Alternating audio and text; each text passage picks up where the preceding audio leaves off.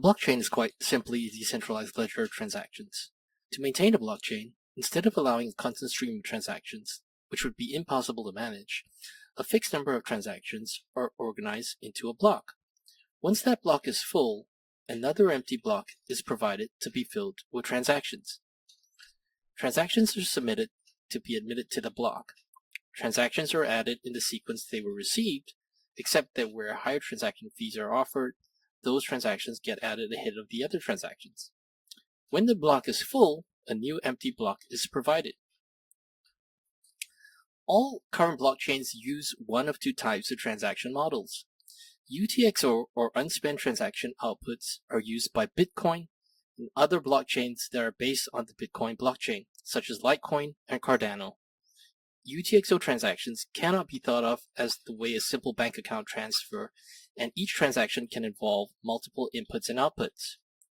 Account-type transaction models are akin to bank account transactions from one address to another, and are used by Ethereum and Ethereum-style blockchains such as the BNB Smart Chain. Account-type transaction models are far more common and widely used. UTXO transactions, such as for the Bitcoin blockchain, can be thought of in the same way as operating a bank account. It isn't a simple matter of sending the precise amount that you want to send to another person, but passing the keys to an unspent amount to someone else. Think of it more in terms of having fixed denomination of bills in multiple safety deposit boxes and handing the keys to those safety deposit boxes to different people, who then hand them on either to an address you control or to one for which attribution is unclear for the remainder of the transaction. Sound confusing? It is, but that's how UTXO was designed in order to make tracing difficult. Transfers on UTXO blockchains like Bitcoin can look like Ethereum-style account model transactions if there is a single input and single output. But if there are several of either or both, then the transaction mixes together a different number of sources and destinations where it is not possible to say that these tokens came from this source. There are sets of inputs and outputs, and they are all mixed together, making attribution far more challenging, if not impossible. So what are UTXOs?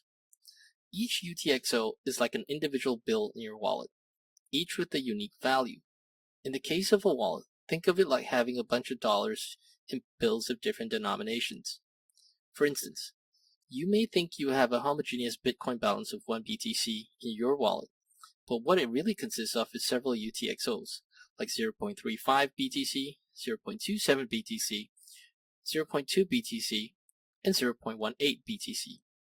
Each UTXO is distinct and can hold any amount of Bitcoin. They are the pieces of Bitcoin you haven't spent yet, and you use them to make new payments. As its name suggests, a UTXO is an output of a Bitcoin transaction. An output exists as a UTXO until it's used as an input in a future transaction. When someone sends you Bitcoin, what you really receive is a UTXO. The Bitcoin balance in your wallet is the total of all the UTXOs received. So, how does it work? Simple transactions are easy for attribution. In this example, both Alice and Bob start with 1 BTC. Alice wants to send 0.5 BTC to Bob, but Alice's wallet does not have any single UTXO sufficient to send all 0.5 BTC to Bob. Since UTXOs are indivisible, in this case, Alice's wallet will select the best UTXOs to get to the intended transaction amount of 0.5 BTC or greater. As you can see from this example, Alice's wallet has selected 0.35 BTC and 0.27 BTC to combine to create an input of 0.62 BTC. Of course, those of you who are watching closely will notice that an easier way to have done that would have been to use a different set of inputs. You could have selected 0.35 BTC and 0.2 BTC to have created 0.55 BTC, which would have been a much more efficient input. Again, every single wallet software developer has different algorithms for how this works, so it's not a given that they'll select the smallest and closest sums. So in this case, the wallet has selected 0.35 BTC and 0.27 BTC. So the wallet now creates a new UTXO for the 0.5 BTC for Bob and the new 0.12 BTC UTXO as change for Alice. For simplicity, transaction fees will be ignored. But in practice, Alice will receive back slightly less than 0.12 BTC when catering for transaction fees. As you can see, there is no ambiguity at all that Alice sent to Bob 0.5 BTC in this case, and the tracing is straightforward. Now it's time to think about this a bit critically. We know from this example that Alice wanted to send 0.5 BTC to Bob because that's what I told you. In reality, how do we know that just looking at the blockchain transaction data? All you could see from the public blockchain transaction data is two inputs, one for 0.35 BTC and one for 0.27 BTC, and two outputs from fresh transaction hashes, one for 0.12 BTC to Alice and one for 0.5 BTC to Bob. It is important to note that UTXO blockchains like Bitcoin do not know anything about the concept of wallets and which transaction belongs to which address in the traditional sense. The Bitcoin blockchain works purely with transactions, moving funds from one address to another, and no wallet information is included, so multiple inputs can belong to different wallets. Let's look at the next example. Dissecting a UTXO transaction.